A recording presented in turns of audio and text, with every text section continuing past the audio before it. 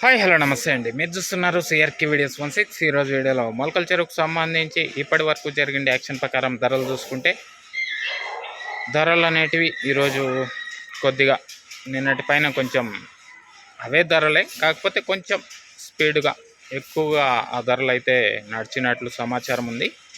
ఇంకా ఎక్కువగా సెకండ్ అంతా కూడా 150 పైన నుంచి 200 లోపు ఈ సెకండ్స్ అనేటివి ఎక్కువగా నడిచాయని చెప్పచ్చు.